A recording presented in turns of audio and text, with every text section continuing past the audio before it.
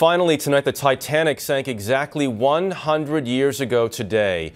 It happened roughly 400 miles off the coast of Newfoundland. More than 1,500 people lost their lives. Today, those victims were remembered in solemn ceremonies on both land and sea. Here's Mark Phillips. Two ships from two continents converged on what may be the most infamous piece of open ocean on the planet, the place where Titanic went down. The Balmoral came from Southampton, England, the port the Titanic had left from. The Asmara had come from New York, the port she never got to. Both ships had come to commemorate the tragedy and to honor its more than 1,500 victims. We recall all who perished this night, 100 years ago. But the most poignant commemoration may not have been at sea. It may have been in this little town in Ireland. Behind the Titanic commemoration, of course, is a great tragedy, in some places more deeply felt than others.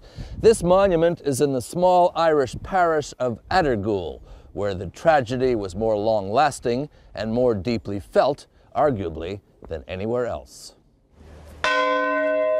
Here, at the hour of the ship sinking, they've begun the practice of ringing a bell, descendants of those who were on board taking turns, and there are plenty of them.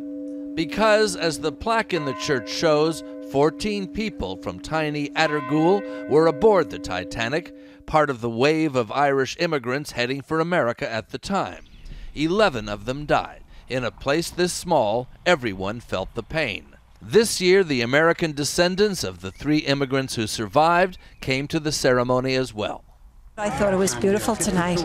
I thought it brought a lot of people together. Very deeply touched and very deeply moved. I've never felt so close to my ancestry in my life as at this very moment.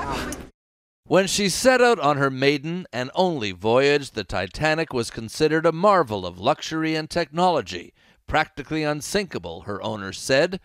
Instead, she's become a monument to human arrogance and folly, and the name of a tragedy that seems almost as real today as it did on that night to remember 100 years ago.